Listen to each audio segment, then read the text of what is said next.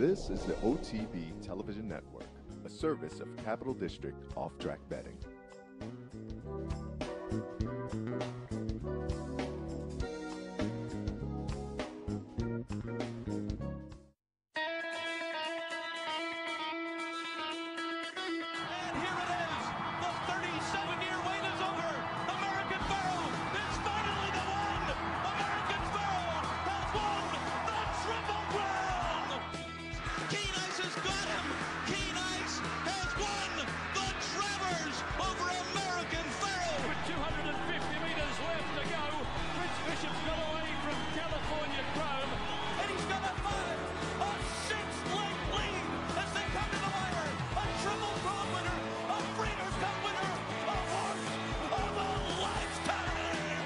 Broadcasting live from the Capital OTB studios, this is Racing Across America with Seth Merrow.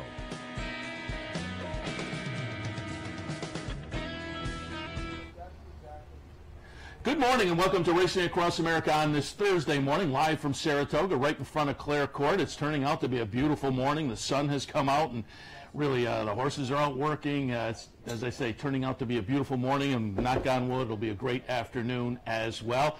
Our morning, however, Pat McKenna from the New York Racing Association will stop by a little bit later, Director of Communications. He'll talk a little bit about the early season here up at Saratoga. Just before that, Dave Grenig from the Daily Racing Forum will get some of his thoughts on some of the stakes action over the weekend, but some of the stakes action coming up as well.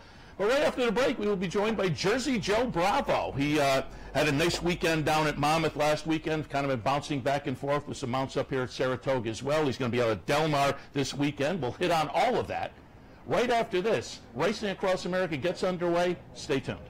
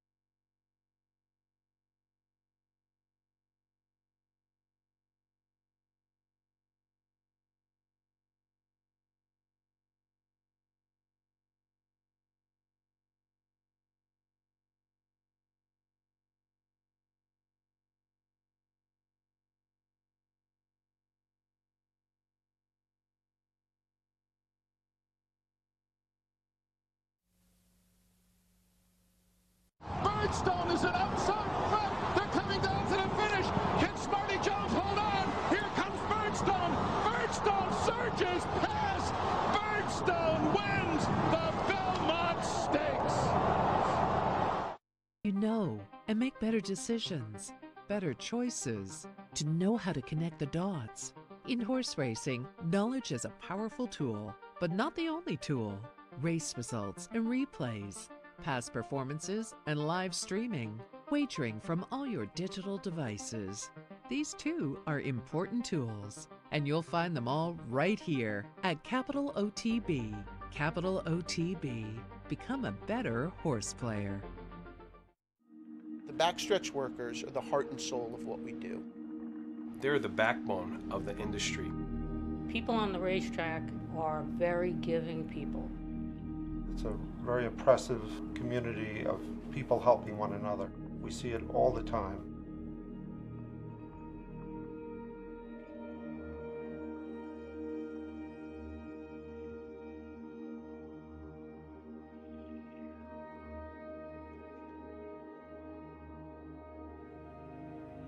Any help we need it. It's right there in their hands. It makes so much easier in the family to have somebody like Nathan to help them. Looking for a fantastic meal? Stop by Malcolm's, a unique farm-to-table restaurant experience. Located at 617 Union Street in Schenectady, Malcolm's offers locally grown fresh foods, mouth-watering flavors, an enhanced drink menu, and terrific service. Malcolm's is a sure bet during Saratoga season. Make your reservation today.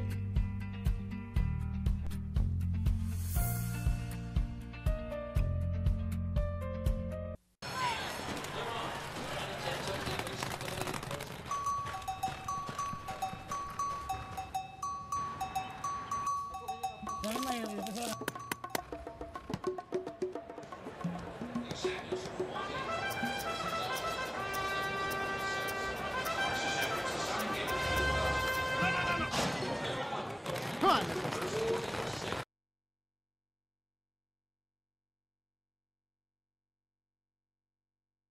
As promised before the break, we are joined now by Jersey Joe Bravo. Joe, good morning. Good morning. Good to see you, Seth. Happy to have you on board here on a nice Thursday morning up at Saratoga. And we'll talk a little bit about Saratoga season. You're going to be out at Del Mar on the weekend and much, much more. A great weekend last weekend out at Monmouth as well. But I always like to ask the jockeys when they step in, how'd you get into the game? And reading bio information, you had the family connection.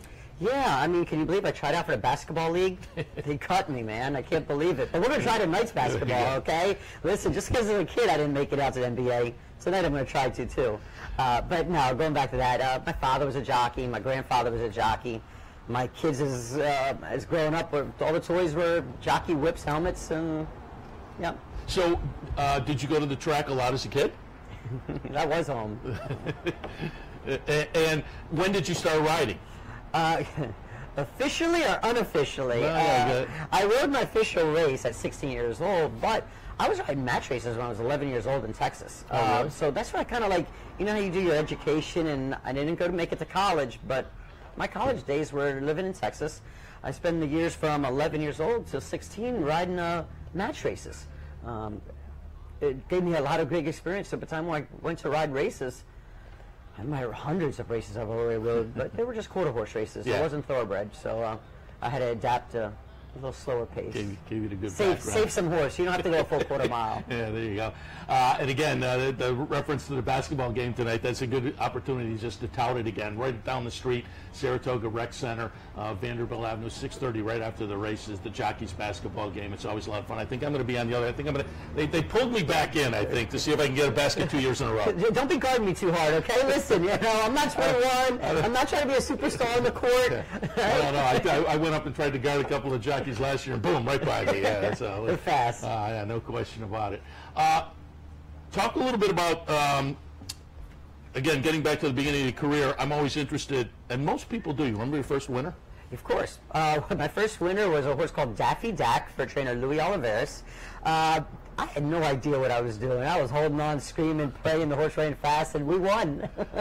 I always say, and I'll ask if you agree, when I'm handicapping and there's a 10-pound apprentice on board, I love it when they're on speed horses, because I always think, all you have to do is come out of the gate and just keep going. Exactly. Let them stay out of the way and just, yep. Yeah. You remember your first trip to Saratoga? Did you come here before you were a jockey with relatives that rode? No, I was not lucky enough for that. But I came here and I rode my first race, and I forgot how I did my first time to Saratoga. I think I was probably like a deer in headlights coming to Saratoga, because anybody been here, look how much going on. You can't replica like this anywhere in the country. You walk the backside in the morning, you're liable to be talking to anybody. There's just so much going on at one time. It's pretty special. You know, you're blessed to be here. You know, I am. And I'll ask you, you know, as a jockey from that side of the game, because certainly as a fan, it's a lot of fun to be up here and see the jockeys walking through the crowd. And I think the crowd up here is so knowledgeable. It's got to be fun for you guys, you know, walking to the paddock and then coming out of the winner's circle and walking back to the jocks room, the fans with the autographs. And as I say, they're so knowledgeable up here.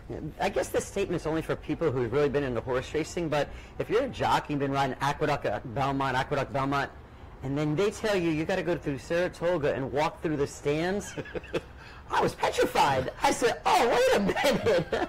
If I have a 1-5 shot and get beat, those New York fans will kill you.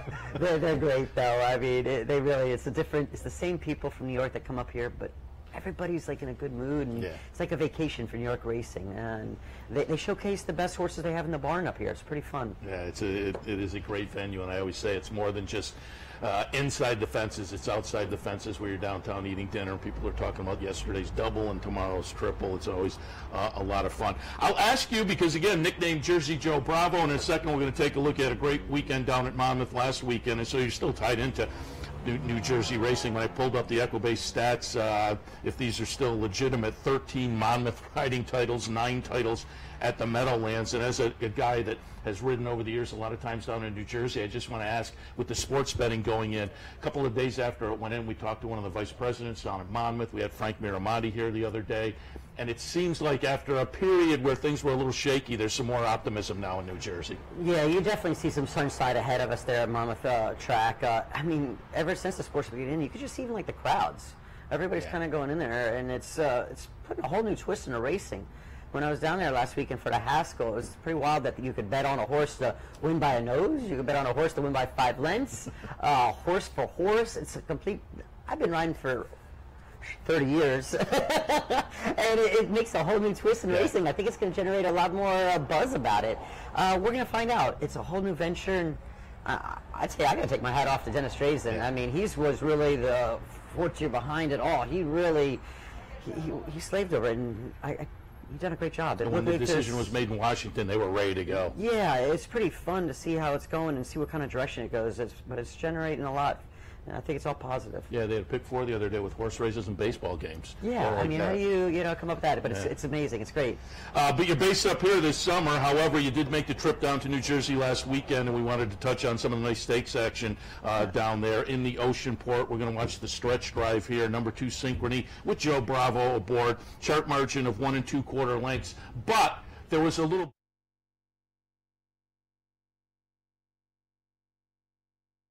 bit closer with him. I didn't want to have to make up that much ground, but we got slammed leaving the gate, and what a professional this horse is. He took the bounce in, he relaxed good, and I mean, he really conducted himself great. He was breathing, he was settled. The biggest thing with turf racing, having a horse turn off. You can't have them keen because they're not going to give you that turn of foot as you've seen Synchrony did here, turn it for home. It was a pretty small hole, and he's just such a horse that's willing to do it. That all I had to do was point him to it, and he just overcame everything that had happened in the beginning of the race. You get in trouble, but you get a nice ride up the rail there. Professional, yeah, pure professional. I'm really excited to see what this horse has in the future.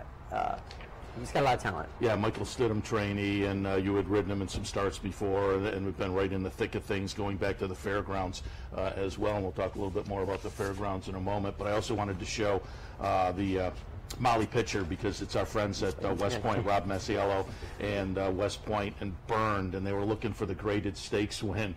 I was talking to them the other day, and they said, hey, they were right there, and the horse has shown a lot of talent, but you got it for them on Sunday. This is the Molly Pitcher. Burned is the number 8 horse here. Opens up a nice little lead, gets kind of chased late, but still holds him off by 3/4 of a length. Really nice performance there in the West Point colors. Yeah, I hate to really staple her as a horse for course, but she runs some really big races here. I mean, this race here today, I got into her a little bit early, and man, she made a middle move around the turn and got to the lead a little bit too early, and I was like, okay, I got the race won. I saw her ease up here, and I'm like, oh, who's this running? You can feel the shadow. All I had to do was ask her, and she kind of kicked in again. She's a pretty fun horse to ride. Push button for us, and let's see what the future has for her to bring, too. I mean, she run a big effort.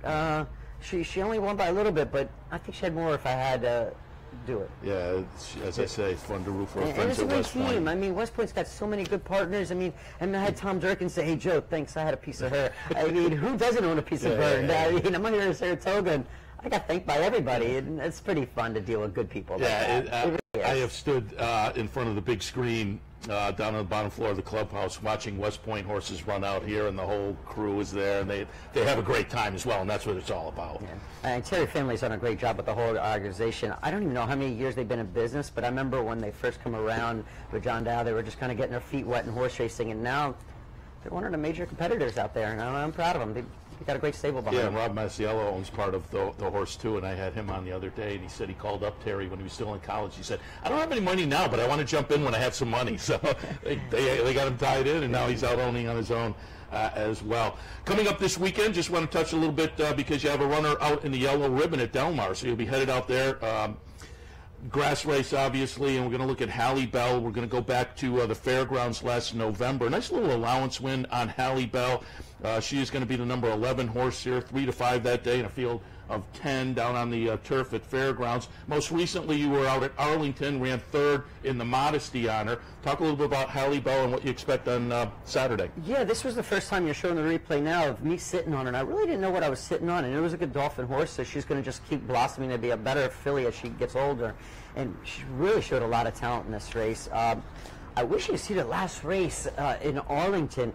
That was a big effort. She made up a lot of ground on the heavy favorite that day, but around the turn, I had a horse to break down in front of us, and we lost some pretty good ground. Okay. She got shuffled back more than I wanted to be, and she probably closed better than anybody in her last effort. So I'm really expecting a big effort this Saturday out there at Del Mar. Last night when the PPs come out, I was very happy with their post position. That helps a lot post when turf racing.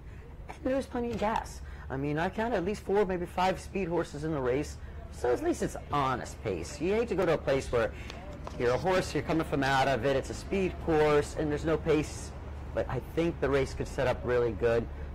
Mike, he knows when to run them. He's really, Stidham's, he knows his horse is so good. So when he steps up to a Grade 2 race, I want to be there with him. It's a fairly likely race, too. That Modesty was only start number 8, and as you say, if you watch the Godolphin horses, they do kind of take their time and get better over time. They do. I mean, they're not looking to, do anything first. They develop an animal to be really something down the road. You said when the PPs came out, I always like to ask the jockeys when they stop in here what your habits are in preparing for a race. It seems like it runs the gamut for folks who really sit down and study the PPs and pull up replays, to folks who are a little more casual and just get in the paddock and let the trainer tell me what he wants and then play it by ear as the gates open. What's your game plan? I was going to make it a little fun. We're on a group text message. It's kind of funny. My agent Jimmy Riccio and Mike Stidham and his Hillary Stidham were all on the group text. They call me Joey Byer because the minute the PPs come out, I'll go through and my quick thing is, and you don't lean everything on Byer numbers, but it's for a great guideline just to get the first initial, and I'll go through and I'm like, man, our Byers look good today. Joey Byer approves. It's just something funny that we kind of play and laugh at. They pick on me. It's okay. I'm a Byer guy, too, as a handicapper. Some people use them, some people don't. I always say it's a tool in the toolbox. But you're a guy who relies on replays, and I'm assuming all the jocks say this, too. It's just somebody who's been riding on the circuits as you have. You get to know the habits of the other riders, too, and I think that plays into it. Yeah, I mean, in horse racing, don't lean on any one thing. There's so many factors you got to take in.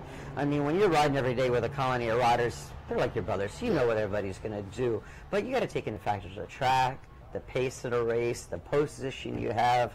I mean, there's so much. And just use every bit of information you can because it always helps. You got the groom coming by to you and telling you in the morning, man, this horse has been great in the morning. I mean, so all that information helps in your factor. Sure. I wanted to show one more replay just because the Grade 1s are so nice, and you had a really nice Grade 1 earlier this year. One of the better performances of the year. Unfortunately, we haven't seen Army Mule come back out of this, but the Carter going back to April down at Aqueduct. Army Mule is going to be the number 2 horse here. Chart margin of 6 1/4. This was start number 3 from this horse.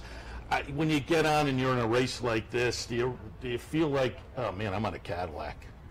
You know when he told me I was on a Cadillac?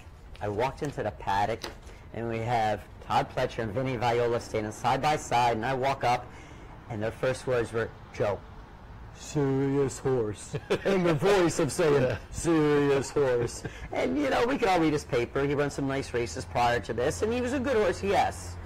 I mean, what you seen that day was just spectacular. I mean, he is an amazing animal, and Todd comes up with him. I mean, he don't just... He knows what he has. Yeah. He's one of the best horsemen you're going to see in our decade. I mean, and it was just nice for me to be able to sit on a horse that was that good. You talked about the race we watched earlier where you opened up a little lead and then felt the horse coming. When you're in a race like that, do you get the sense that, okay, I'm good? Somebody coming? It had to be a jet plane catching me that day. I was on Army Mule. You know when a horse is running underneath you. Just like when you're going on the highway and you don't think you're breaking the speed limit. I broke the speed limit from the quarter pole to the wire that day. It was really a good time. Yeah, very good. Let me ask you a couple of just background nuts and bolts questions. First, I want to go back to the fairgrounds because I pulled up the Equibase chart. You had a really nice season. That's in our mix in the handicapping that time of year, the afternoon programming. So we were watching, and I just had the sense you were having a good meet. But I went back 27% on the win side down at Fairgrounds. What was the impetus for going down there this winter? I take my hat off again. Mike Stidham. Mike Stidham got my ear a few years ago, asked me to go down. I was like, a little wishy-washy about it. And went down there. First month, I was a little lost. Didn't know what restaurants to go to. Didn't know what exactly. I cried leaving there. I always think it was a great move. It's a great place to develop a 3-year-old. They have a great trail to bring up a horse. Their course is amazing. Talk about rainstorms. They had some rainstorms. The turf was good. The main track dried out. Amazing. It was really good racing. And I'm excited about trying to get back down there this winter. You really could find some good horses for the springtime. Wintertime racing is really about developing a horse and trying to get them ready for the 3-year-old trail of the spring, and that's a place that you really can. It's a great surface, and I just can't praise the place enough. And Mike Stidham was the one that got me to go down there and open my eyes to what a great facility it is. Yeah, and as I say, you had a great meat down there, a nice high percentage on the win side. Yeah. And so where should we go if we go down to eat? Oh, man, there's so many places there. You go wrong down there. I lived right in the middle of the city, and I walked at all the good spots, and yeah, that was a lot of fun. Before we let you go, I had one more question because we did a seminar Tuesday night, and Maggie Wolfendale was there as well. And somebody asked, she of course does the great paddock commentary looking at the horses, and somebody asked, well, what about when they come out on the track? And then the conversation went to warm-ups and kind of the purpose of warm-ups. Talk a little bit from a jockey's perspective. Is that something we should watch, and are there takeaways we can get from that? If you're on the track and maybe you have a nervous horse and so you warm up one way, you want speed out of the gate, you warm up another way. What is the jockey's take on warm-ups? Man, that's really funny. I just left my house and the cleaning lady was asking me, hey, when I'm there watching, what do I look at a horse in post-parade to see if he's going to be good? Because you see them all jumping around. Because they're jumping around, don't mean it's always a good thing. They're positive and negatives. If they're positive, like forward, and everything's like aggressive and going forward into it, yeah, that's a good thing. It's kind of like looking at your dog every day. You see a horse jumping around, but everything's negative and his head shy's going back. It's a negative thing. So you don't think that's the same thing in the race. I mean, but just because like that day, don't mean they're going to be like that tomorrow in their next start. So watch the post-parade. It tells them a lot. Like I said earlier, take in every factor you can. Just because you handicap on paper doesn't mean that's going to come out when the gates open. Take in post-parade. See if the horse has that positive manner. You know, don't ever lean on one thing. Yeah, I'm not good at that, the physicality of it, because they all look great to me. But I've been kind of getting a little bit better, as you say, at the post-parades and kind of picking things out, and I'm trying to improve on that, to maybe parse things out. Those horses, they don't talk. They talk. Trust me, they talk. I like that. Yeah, very good. Joe, we appreciate the visit certainly this morning. I know how busy things can be for you guys in the mornings, but congratulations on the great weekend down in Monmouth last weekend. Good luck going forward up here for the rest of the season, particularly out at Del Mar on Saturday. Thanks. Let's survive the weekend. It's really exciting, and let's have some fun the next couple weeks here. It's basketball. Great. Basketball tonight, too. All right, Joe Bravo. We will take a break. When we come back, Dave Grenig is in the house. We'll talk some stakes action with Dave right after this. Stay tuned. For 4 generations, Bruce Cerrone and his family have continued the 96-year tradition of delighting their local following and faithful summer crowd with the finest authentic Italian recipes.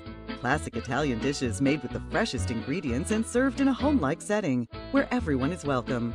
Some things have changed in the last 96 years, but not Pinnell's commitment to the finest in Italian cuisine. Pinnell's Italian Restaurant, a Saratoga tradition since 1922. 284 Jefferson Street, just minutes from the track.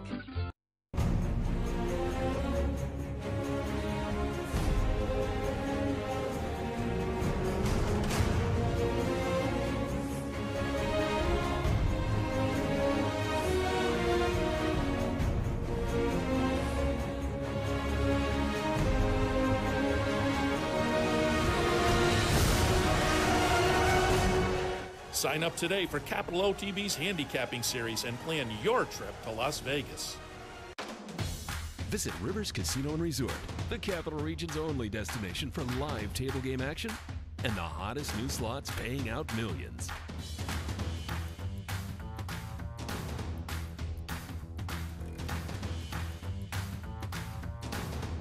And they're off. Horse betting is now at Rivers Casino and Resort with Capital off-track betting terminals and live tellers located just off the gaming floor at Van Slyck's. Get in on all the action at Rivers Casino and Resort. Funding your Capital OTB bet account is as easy as 1, 2, 3. 1. Easy Money. Clearly the fastest and easiest method of depositing funds into your account. Make deposits or withdrawals in just minutes. 2. Green Dot Money Pack. Gives you instant access to your funds. Green Dot Money Packs are available at thousands of retailers nationwide. And 3. MasterCard Visa. Simply click on the link from the funding page, enter your account information, and fund your account. CapitalOTBBet.com. Log on today.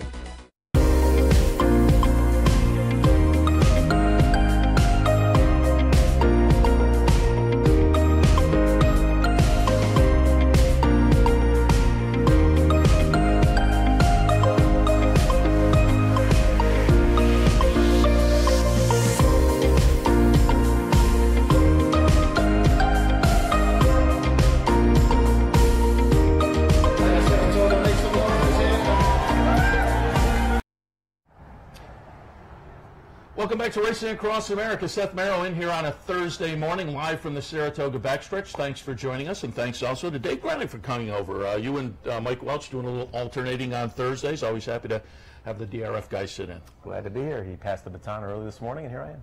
There you go. And wanted to touch off on the human side of things, because I think there are some interesting stories there fairly early in the meet. On the jockey side, Luis Saez is just riding as well as he did down at Gulfstream. So he came up here. The story, though, is probably Jose Ortiz and getting off to the slow start. And on the trainer side, of course, it's Chad Brown, but the one that is notable there is Steve Asmussen. I was going to say, to me, the story is Steve Asmussen so far. Every division, yesterday was turf, early in the meet was 2-year-olds, and he said he came up here with a lot of 2-year-olds, and they've all, most of them have shown to be very solid, and it only bodes well for the future, because I'm sure these aren't the only good ones in the barn. These are just the ones that are ready to run right now. But he's having a phenomenal meet. I think he's won one more race already through the first 11 days of this year's meet that he won off last year. I think he's 10 for 28, I think, something like that. And I think he went 9 for 64 last year. Yeah, very good. And because of that, sitting fourth in the jockey standing is Santana. The beneficiary of riding for Steve. It's funny, when Ricardo came up here a couple years ago, it was sort of against Steve's advice. Steve had told him he's not ready for it yet, and he won. He did okay that meet for other trainers, and then Steve started using him. Got him back because he'd given away calls for the first half of the meet, and then he got him back in the fold, and now he knows he's ready for it. He's ridden some big races. I mean, the ride he put up B Jersey in the Met Mile was phenomenal, and it's only carried over, and the Ricardo Santana's headed for good things. And again, to me, and I think Brian said it on the handicapping show earlier, I said it to a bunch of people yesterday, at some point there's going to be a breakout day for Jose Ortiz, and he's going to then get on a roll, I think. Yeah, I'm not going to feel sorry for Jose, because he won 4 races at Monmouth Park, including $1 million race on Sunday. He did have a pretty good, I'm going to put away the tin can for Jose. Yeah, he did have a pretty good day on Saturday down at the Jersey Shore. All right, I'm going to tell the guys in the control room, they can just kind of string these together, the Curlin, the Jim Dandy, and the Haskell, just to kind of go behind a 3-year-old conversation here. Hofburg won the Curlin on Friday. He'll be the #1 horse. Tenfold is going to be the #2, winning the Jim Dandy up here over Flame Away and Vino Rosso on Saturday. And then, of course, it was Good Magic in the Haskell on Sunday, the #6 horse. And I just wanted your take on what we came away from the weekend with. I said going into the weekend, Justify was #1, clearly #1. #2 had to be defined.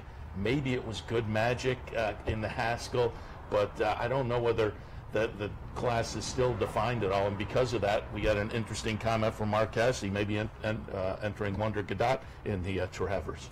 Look, Justify is the champion 3-year-old colt. End of story. More than likely horse of the year. So now it's just, you're judging races. Who you like in certain races. Good Magic to me is clearly the second best 3-year-old male. No, to me it's clear. He's the second best, and he proved that in the Haskell. His best race might have been the Preakness. If you want to know the truth, I mean, I know he was 4th, but he's the one who put it to Justify. To me, that's Justify's best race. He took the heat from a champion and held on, and to me the margin of victory is little. It's the performance, and the performance by both those horses in the Preakness was as good as they've run. You don't know what those races took out of Good Magic. You wondered. You watched the Haskell and you realized they didn't take anything out of him. He did what he was supposed to do, but he did it really well, and I thought he was clearly the top performance of the weekend. Pros and cons to Hofburg's victory. I like the fact that he got into the race a little bit sooner than he had been showing. That's a plus sign. Negative may have been his behavior in the paddock. Belmont mentioned that he was a little bit hot and aggressive and anxious in the paddock. Maybe that came from just the lack of racing. The thing about Hofburg is Belmont woke up on January 1st, and when he looked at the races that he wanted to run Hofburg in, the Travers was #1.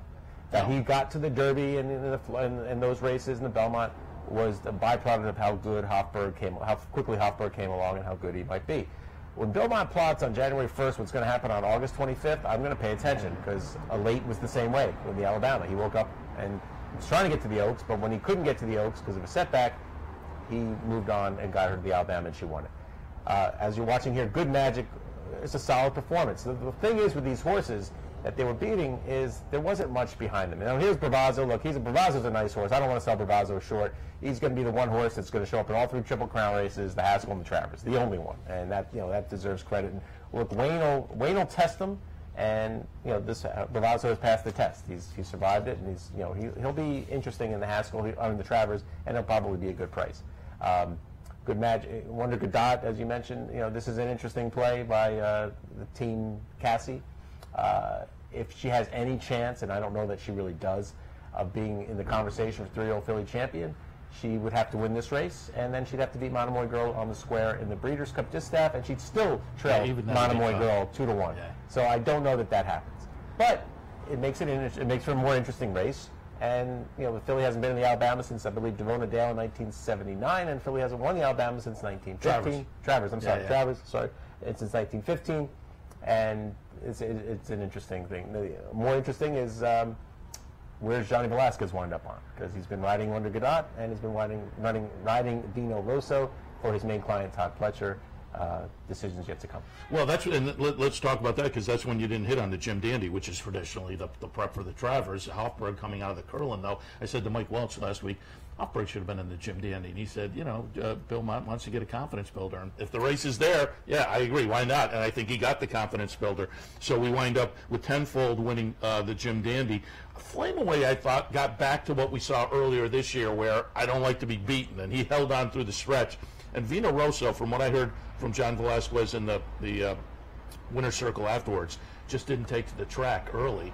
But boy, the last 100 yards, 200 yards from Vino Rosso was decent. And Tenfold's lately raced and maybe on the improve for Steve Asmussen. So they're interesting coming out of the Jim Dandy, but as I say, I'm not sure what to make of the whole. Yeah, Tenfold is an interesting horse. Look, I like Tenfold in the Belmont Stakes, so I thought he was going to run a really good race in the Belmont Stakes. The Belmont Stakes was an oddly run race, except for the one horse who went wire to wire. I just, with Vino Rosso, well, first of all, let's throw Flame Away out of the Travers conversation, because he's not running. I talked to Mark Cassidy this morning. He mentioned he might even cut him back to the Alan Jerkins. But if he doesn't go in the Alan Jerkins, he's going to go in the Smarty Jones. He's not running the Travers. Tenfold, he got distracted by something. I didn't buy the excuse that the screen was it, because he wasn't like he had his head cocked and was like, oh, there I am on TV. He was, but the gaggle of photographers at the finish line. Now maybe he took note of them, but these are things that young horses are going to have to get over, because that's where these people are. So I don't know what to make of Tenfold. Vino Rosso, was he actually running that well at the end, or was one horse running sideways and was Flame Away getting tired? I don't know that either. Vino Rosso has been preached to me by that camp as being very, very good, and maybe he is, but he's very inconsistent, and I don't know what to make of him. Maybe the 1.25 miles will help him on a dry track. If it's a wet track, they might as well not even run him. But a dry track, maybe he bounces back. But I'm against. I guess it's a long-winded way of saying I'm against the horses coming out of the Jim Dandy when it comes to the Travers. I just want to touch on a couple of more and get updates there. Gronkowski and Catholic Boy, what are their possibilities for the Travers? I think they're both in the Travers. Gronkowski had a little setback about a month after the Belmont Stakes, missed a couple of weeks off the work tab, but he's worked here now twice. Looked pretty good, especially the other day. If things keep moving forward, he's back to the Travers. I don't see any reason why Catholic Boy would not run in the Travers. They talked about it even before he won the Belmont Derby. Now that he's won the Belmont Derby, so he's a Grade 1 winner on the turf, why not try to make him a Grade 1 winner on the dirt? No championship implications here, but it's Stallions implications.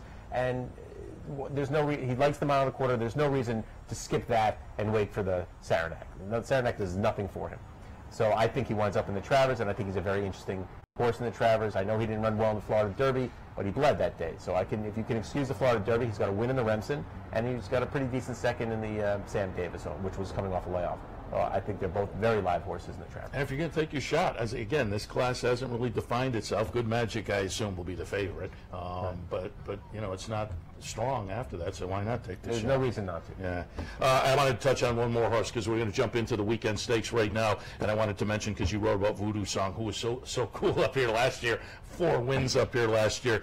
They're entered in the lore, but they're looking at possibly the Grade 1 4-star day with Voodoo Song. I think so. I think they'll actually wind up, and especially if we get all this rain that I talked about on Friday, and the turf course is kind of on the softer side, I think they'd rather wait to get a firmer turf course, a better course than they're going to get if the rain comes true.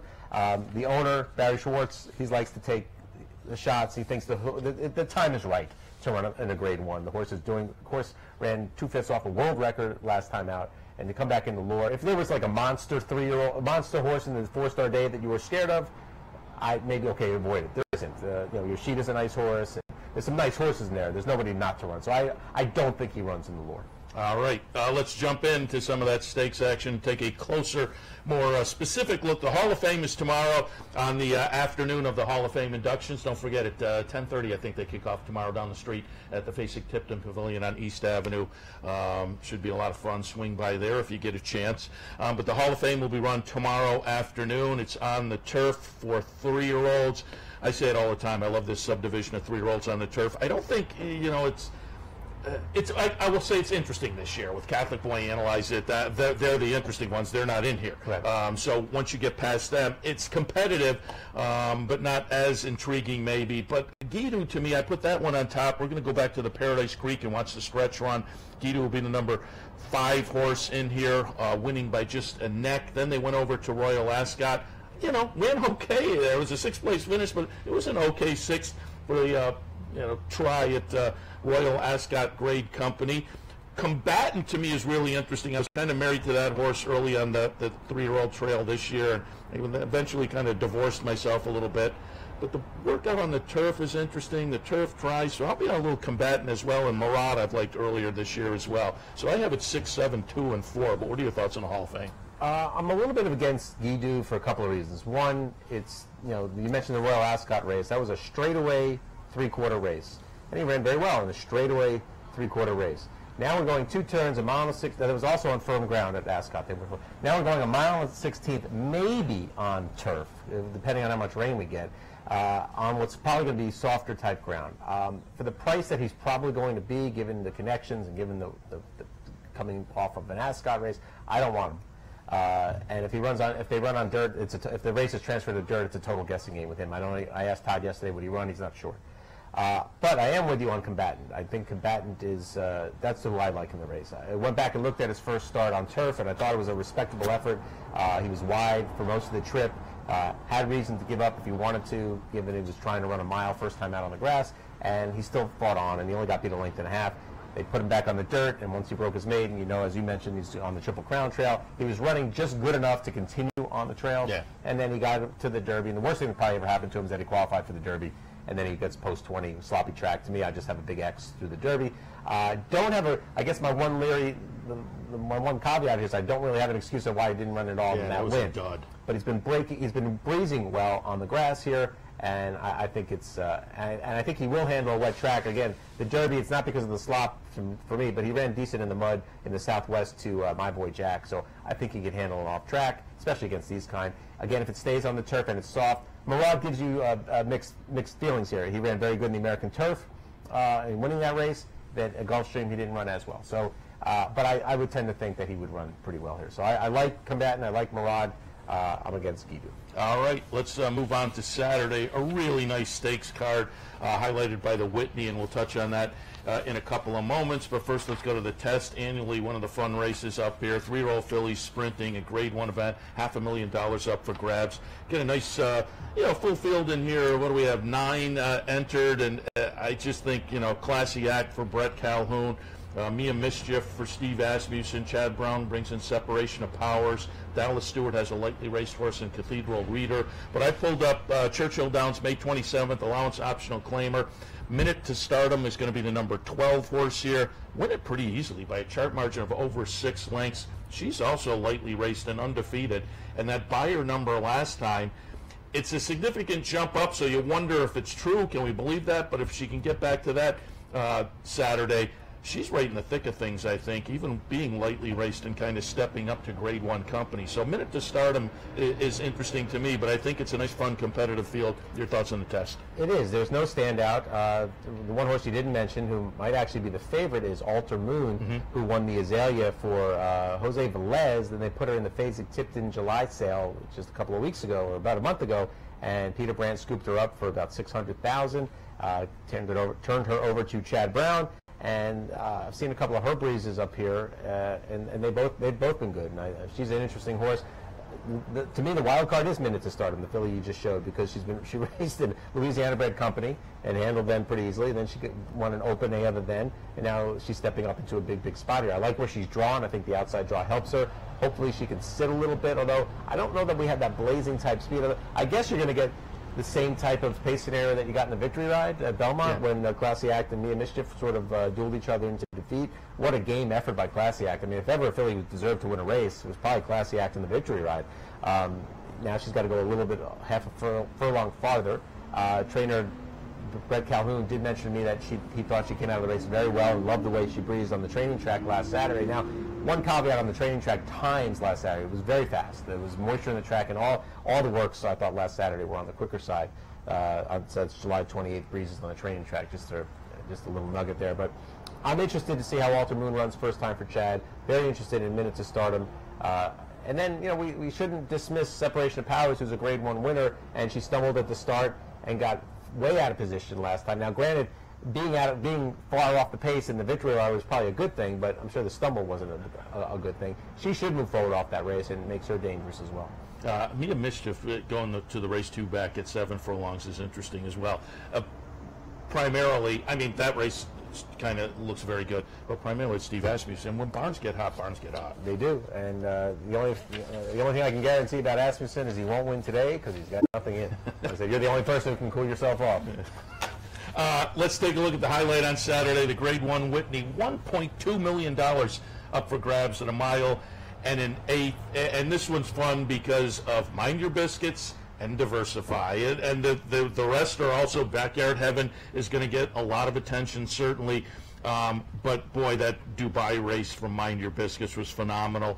The second to the aforementioned B Jersey win in the Metropolitan Mile was probably one of the best races of the year so far. But I pulled up another one of the best performances of the year. Going back to the Suburban July 7th, we're going to watch number 10, Diversify, just get out to the lead and kind of run away and hide from this group in that Suburban back in the beginning of July. After a follow-up to the race 3 back at Charlestown that was a head-scratcher, the follow-up was a little win against State Breds. It was a nose win, so it was hard to know what to make of Diversify coming into this, but a 110 buyer figure, and again, just a stellar performance in the Suburban.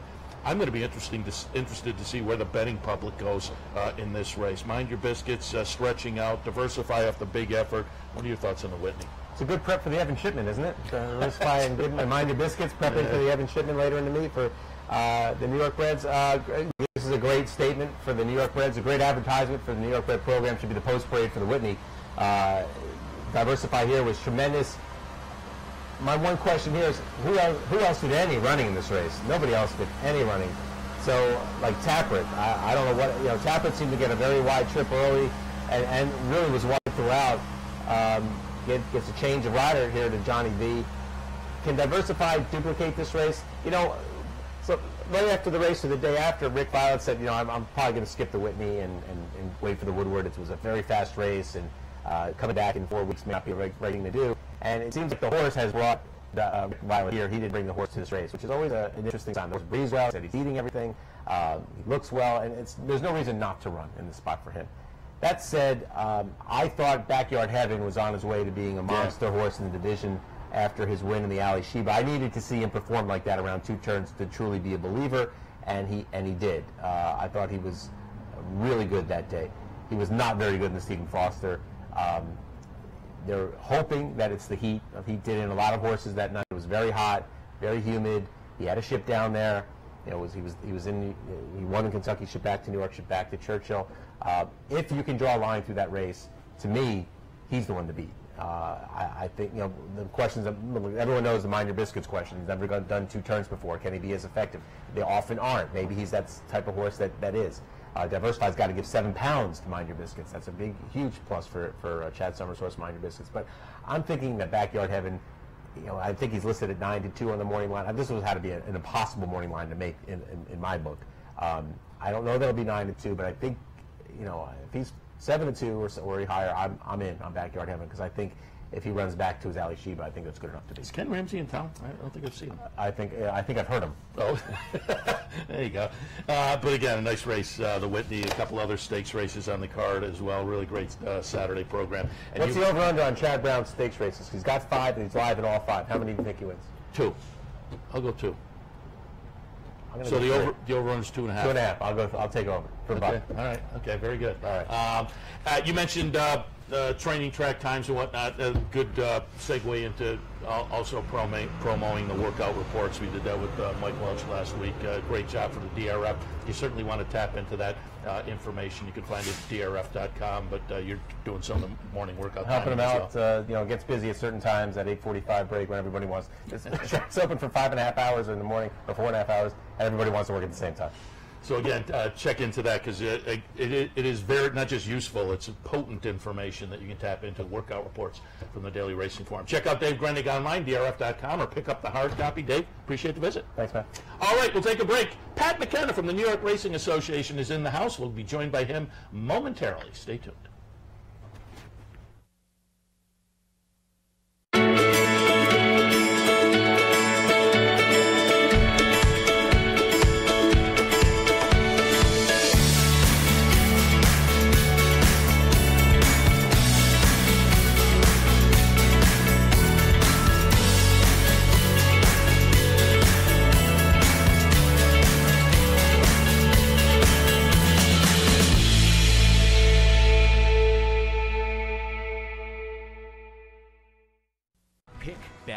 Cheer on live racing from Woodbine and Mohawk Park. Thoroughbred and harness action. The wagers are just the beginning. Watch award-winning broadcasts covering both breeds, incredible battles contested over the most unique grass course in North America. Experience the full fields with over 130 thoroughbred and 160 live harness days. Get access to free handicapping material and join the ranks of Woodbine and Mohawk Park players from all over the globe.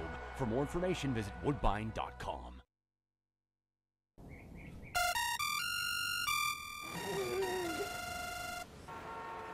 Come on. I want sales reports on my desk by Monday. Whoops. My bad. Love racing? RTN brings you every live simulcast on your home television, plus live video streaming and race replays on your PC and mobile devices. To order, visit rtn.tv. RTN, a breed apart. The backstretch workers are the heart and soul of what we do. They're the backbone of the industry. People on the racetrack are very giving people. It's a very oppressive community of people helping one another. We see it all the time.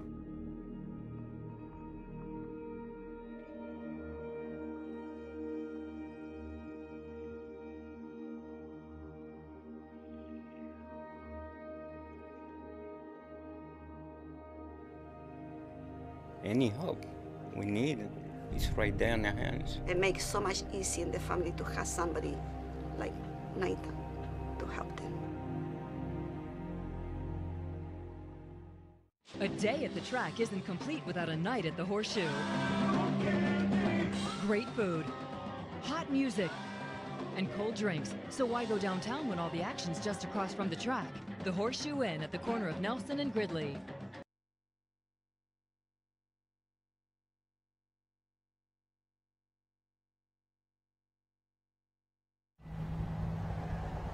Welcome back to Racing Across America. Joined now by Pat McKenna, Director of Communications for the New York Racing Association. Good morning, Pat. Good morning. Happy to have you on board. Talk a little of the first few days of Saratoga. Before we get to that, though, I want to go back to earlier this year and just talk a little bit about a day. We were down there. I know the workload was very stiff. Belmont Stakes with the Triple Crown on the line. You and your office were doing a great job because it is a full press box. And so talk a little bit about Belmont Stakes with the Triple Crown on the line, what it means for you guys in the communications department, because clearly it's big for you, but it's also big for the game. Media, not just racing media, but general media is focused on the game as well on that day. Yeah, exactly. I mean, Belmont Stakes Racing Festival, in and of itself, Triple Crown or no Triple Crown, I mean, the work that goes into preparing for all those stakes, the guys and gals in the office in terms of the stakes advances. I don't know how many barn notes we put out, but 20 days leading up to the Belmont Stakes, something along those lines. It's exciting. It was exciting to be there. It's different in that there is this intense focus on just one horse, which for me, this was my third Belmont. This is my third Saratoga in this role. So it certainly takes on a different kind of momentum. When Bob Baffert hits the ground on Wednesday, when the horse gets to us on Tuesday or Wednesday of that week, it takes on a whole new dimension. Like you say, national media, mainstream media, to have those folks in town, everyone eager to see the horse, to be around the horse. It's exciting to have 90,000 fans witnessing only the 13th Triple Crown in history. It was a cool day and an experience I'll never forget. I've been down for the last two, obviously, with American Pharoah down on the apron, just to be there with the crowd going berserk. It's just raises the hair on the back of your neck. Again, in the press box, nice full press box with mainstream media that maybe don't follow regularly, as you say, to pull in that racing festival. And they're there to see the Belmont, but with the horse racing media that are in there, oohing and eyeing with ding-dong finishes like we saw in the Met Mile, B Jersey, and Mind Your Biscuits. I think that helps put some of that mainstream media into the game a little more. Yeah, even when I'm talking to friends that are casual racing fans that tend to tune in for the Triple Crown, it's always interesting to educate them, to remind them that it's not only the Belmont Stakes on a day like that, right? Even here for the Travers, even on a day like we're about to see on Saturday, that you're talking about some of the most important races in the country on a day like that. Some phenomenal Grade 1s. You think about the Met Mile, something like that. I mean, that's obviously doesn't get much better than that. So it was a fun experience. Hard work, but all worth it when when Justified crossed the wire. So. And I'm sure that's kind of the byword up here at Saratoga too. Fill us in a little bit about the office and your plan for Saratoga and fun and hard work. I'm sure coming up here because it's also a different atmosphere in that you get up here, all local media is, but we're the league up here. Right? Everybody's focused on that. Talk a little bit about it, your prep work and getting up here, working with the local media. Yeah, it's a completely different animal than even something like the Belmont, right? I think we all look forward to moving up here, to settling in. I think the rhythm of the Saratoga meet is one that is unique. It's really, I think it's a gratifying thing to sort of gain that perspective, fall into that rhythm. Heather, Naja, Brian in the office, Anthony Affronti, these guys are out here. You see them on the backstretch every morning. Ski in the box. But chasing the news, right? I mean, it's our own little newsroom. Obviously different responsibilities in terms of telling the NYRA stories, in terms of selling the product that's obviously on the track. Everything's a little bit easier in Saratoga from that perspective, right? People are really interested in what's going on for good reason. And you say your own newsroom. For people who don't know, fill in on that as well, because you talk about out here in the mornings getting the barn notes, and those are files that are sent out to local media, kind of quotes and pre-stakes race quotes, but also you always have somebody in the winner's circle after stakes races getting quotes there as well. And it is your own little newsroom because you're pumping out news on all the action here every day, morning and afternoon. Yeah, take one look at the website, click on that news tab, and you'll quickly see all of the work that goes into, it's a wide variety of things and responsibilities, right? Everything from those barn notes, which again, you talk about, the rhythm of need. There's no better way to sort of step inside the backstretch than to read those barn notes every day. And then from there, you're also thinking about special events and wagering opportunities, the products that we're proud to be able to sell and to help persuade people to take a look at. Now, that's the new digital applications that we're pretty proud of. I think I don't think anyone does a better job of sort of being forward and progressive about the side of things. So there's a myriad of different things, but it all comes back to telling interesting stories. Yeah, I'm glad you mentioned the website because that is a great place to go. The news section is filled with all kinds of information that is worth checking out. Also up here, as I say, the media, 10 TN does their broadcasts up here regularly from out by the paddock. Spectrum News has a stand as well. All the local newspapers are here, and you kind of have to serve all of those folks as well. Yeah, I mean, you're thinking about, it's a very different audience for, someone like Dave Grenning in the Forum than for Channel 10 doing a 4:30 and a 5 o'clock newscast. So it's those kinds of nuances that I think it's our job to sort of navigate. But ultimately, it's we're lucky up here in that it's a beautiful place. Looks great on TV. We love telling these stories and urging people to come out. We got the best set on all of horse racing TV, I believe. Yeah. So, and we thank you guys for inviting us and allowing us to be out here by Clare Court. Let's talk some specifics about this meet. Yesterday, I walked down to the top of the stretch and took some pictures for people who aren't familiar. But boy, you guys promoted the stretch, the new section at the top of the stretch that used to be the last sections in the grandstand, but now it's kind of scale, I guess. It's moved up from what it was, the seating was, but I went down and took some pictures. You promoted a lot. You continue to promote a lot. Very proud of it. And after, a number of days of racing, I've talked to people who've been down there, and it's just like a home run. Yeah. I mean, we've been thrilled with the response, most importantly from the fans that have been in there. The sales were always brisk from the moment we announced it. In terms of the seasonal boxes, those sold out in a matter of days. It's a great new spot. I think there's always a risk in a place like Saratoga that, with the history and traditions that exist here, I think we think of ourselves as stewards of this property.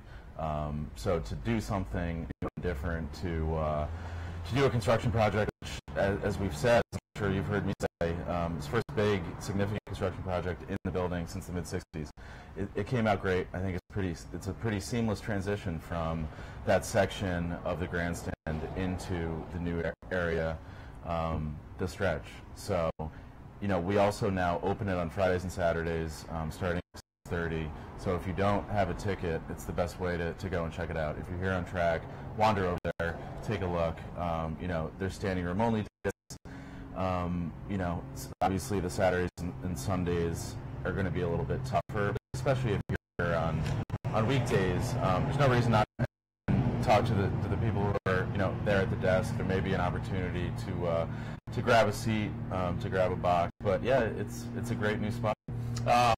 And I'm glad you mentioned the Fridays and Saturdays, because I'm assuming the game plan was probably to let people be introduced. And so, end of the day, you can go over there. There's a DJ there, right? Fridays and Saturdays, so people can kind of swing in and take a look. We'll have some giveaway items. We'll have a whole bunch of things, drink specials, food specials. So, yeah, check it out. I think that... Will that be every Friday and Saturday throughout the meet? Correct. Okay. Yeah. Perfect. Yep.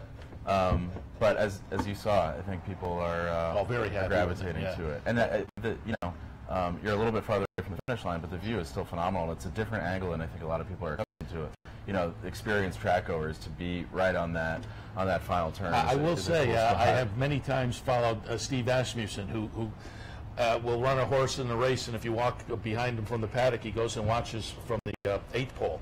He says that's the most important part. That's why horses are making the move. So that's right in the vicinity of where you are. You also have the TV, so you're right on the finish line through the video product as well. Also have a couple of pictures. I was out in the backyard the other day, and the backyard was full. Just give us some thoughts. Obviously, we've been battling the weather. I had Joe Bravo on earlier, and before we went on the air, I said to him, I think we've lucked out, though. We've had some rain, but it really hasn't affected things in a big way. We've stayed on the turf for the most part. So, again, the weather's been quirky, but it seems like the crowds have been great. What's the feeling? I agree. I mean, we've been sort of dancing around it. I think the forecast has consistently been a little more dire than reality. Even a day like today, I mean, the sun's out yesterday. Sure, we had some showers in the afternoon, but, come 3 or 4 o'clock, it was a gorgeous day, a beautiful way to end the day if you're able to get up here. You never know what you're going to get in the afternoon. I think it's only natural when people wake up and see a few raindrops outside, you may sort of second guess some afternoon plans, but come on up, sort of ignore the weather. If you have plans, don't change them. The crowd's been great, as always. It's humbling to see some of the crowds we get on Sundays, on Mondays, and Wednesdays. There you go. That's beautiful. not many better spots in all racing than the beautiful backyard here at Saratoga. I'm a big fan of the low roller contest. I went over on Monday, and there were 200 people entered on Monday, which is like a knock it out of the park kind of a crowd for that contest on a Monday. So it's been a lot of fun, certainly, and the racing has been great. We can't let that go by either. We showed earlier Hofburg and Tenfold and prep for the Travers. Mark Cassidy talking about Wonder Gadot going there. Monomoy girl, clearly a potential champion already in the Coaching Club American Oaks. So far, just a few days in, we've already had really great racing. Absolutely. And that continue on the weekend with the Whitney card. Yeah, it's an exciting card. I'm looking forward to the Whitney. It seems like a pretty wide open Travers with a lot of fascinating storylines. So, it's been exciting, and it rolls on. Speaking of Mondays and the potential for rain, you laughed, and I said maybe you should do it every day. But Monday, got to mention, is another one of the giveaways. You guys kind of changed things up last year or the year before, which was a great idea. The giveaways used to be on weekends, but obviously some people may be working on weekends, so you added a weekday giveaway in. This year, it's this coming Monday, it's going to be the umbrella. Yeah, which means it won't rain. That's I said you should give away the umbrella every day. But a nice little giveaway item, free with paid admission while supplies last. But that's coming up Monday, and as I said, that was a nice idea to put one on a weekday. Yeah, it is. Only fair for the folks that aren't able to get here on the weekends.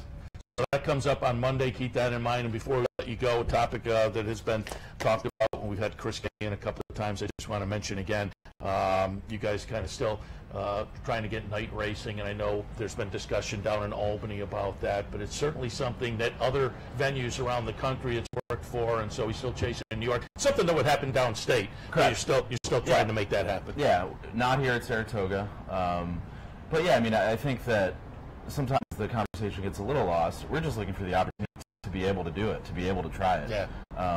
And it didn't get done in the legislative session. They're gone. We'll come back in January with a new legislature. So we'll try it again. It's something that makes a lot of sense downstate at Belmont. While we finalizing the plans for the redevelopment of Belmont Park, that would be a part of it, right? To think about, a Thursday or a Friday evening under the lights. It's an interesting idea. I think it would be a great way to bring in a different, perhaps younger fan base. We'll keep trying. So we can. So. Yeah, and that's what makes it kind of a no-brainer. I think at other venues where they tried it, that's worked out. New fans, younger fans. Sure. That would be great to see. An occasional nighttime card down at Belmont. So we'll keep our ears to what's happening in Albany with that going forward. Pat, certainly appreciate the visit. We congratulate you and everybody at NYRA on a great start to the 2018 meet, and keep it going forward. Thank you. Appreciate it. Pat McKenna from the New York Racing Association, which brings us to the end of this Thursday edition of Racing Across America. Again, live from the Saratoga backside. We'll be back in tomorrow morning at 9 o'clock with the handicapper support, 10 o'clock with Racing Across America. Don't forget there's a bankroll tomorrow as well. Plenty of action. You can check all of that out at the website, but I'll wrap things up for today. Great day. Come on up to the track because, again, the sun is out, and it looks like things are going to work out very well today. So if you don't have plans, come on up, cash some tickets. We'll see you tomorrow morning.